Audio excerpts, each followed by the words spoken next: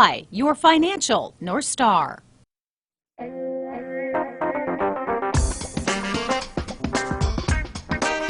right, welcome back. Once again, we are live here this morning at AFI Advisors in Kingsport, joined again by Peter Raber, president of AFI Advisors. And Peter, thanks for having us out. Always fun.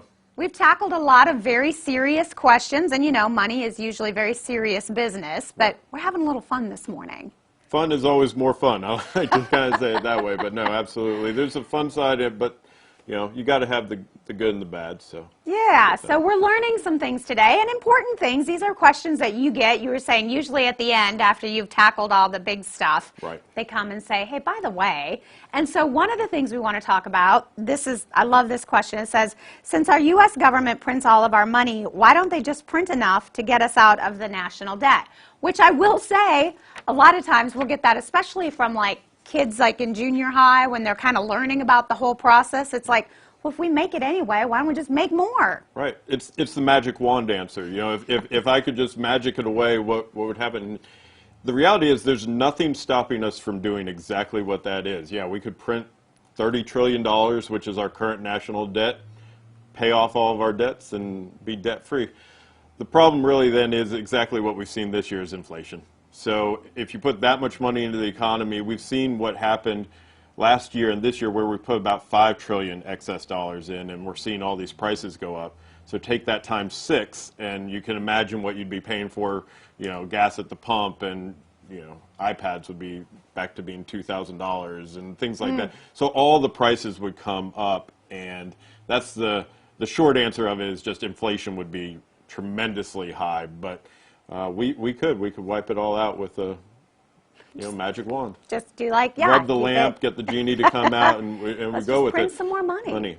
And like you said, and then you talk about the value of everything and the value of that U.S. dollar, and you can see there's people above my pay grade making those decisions of how much money needs to be in the economy. Right. So if we've got too much, prices come up, and that's why we're seeing interest rates starting to head higher and everything else to actually cool this exact same problem down. So if we all of a sudden put $30 trillion into the economy, it would be detrimental. So you know, you start to think about things like Zimbabwe and other places with rampant hyperinflation, because the only thing that makes a dollar worth a dollar is the fact that you say it's worth a dollar and I agree with you. So if we can't agree as a world that our dollar's still worth something, then we've got bigger problems. Yep.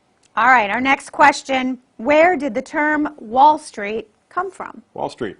So if we go back into colonial times, the Dutch had New Amsterdam, and New Amsterdam is where New York sits right now. And to keep the British and Native Americans from having a land invasion, there was a physical wall that now is basically where Wall Street is. So the name stuck around. Eventually the British took over that area by a sea attack anyway. And the wall stayed there, and then eventually the wall came down, Manhattan opened up. But there was a physical wall where Wall Street is. Because a lot of times we'll talk about Wall Street versus Main Street, and people just assume, you know, money versus, you know, everyday people. But there was a physical wall there at one point, so that's why we call it Wall Street. Physical wall. All right, and I'm so excited for our last question, because how many times do you need a little money, you say, hey, can I borrow a buck? A buck. And there's actually a story behind the buck. This is a story behind the buck, too. So same thing. We're going to go back colonialist times. Regionally for us, a buck, a male deer, you know, we're trading buck skins. Other parts of the country, maybe, you know, that reference isn't as clear. I remember going to the Natural History Museum in New York, and there was a cow there, and people were like, oh, wow, a cow. You know, but we're like, saw it as I drove into work. So, but a buck, it comes from buck skin trading, and the earliest references are back in, I think it's 1748 or so. Conrad Wiseman, a Dutch journalist, talked about a wagon train that had lost 500 bucks worth of supplies. And it was the equivalent of like, well, if I had had 500 buckskins, that would have been it. So it goes back to buckskin trading, and it's one of those things, once it gets into the language, it just sticks. A buck is a buck. And you know, that was a question that my son had asked me before too, and shout out to him, he turned 13 this weekend, so we've got a teenager, but learning the value of a buck, he was like, what's a buck? You know, it's an animal, it's not money, you know, that type thing. And I just thought it was just a clever way of being quick and saying it fast. But yeah. now you know. And now we know. So, Peter, thanks so much for having us out. Thanks for answering our questions, having a little fun with us this morning. Absolutely. Thanks for coming. Hey, if you would like more information, you can always check out their website, afiadvisors.com.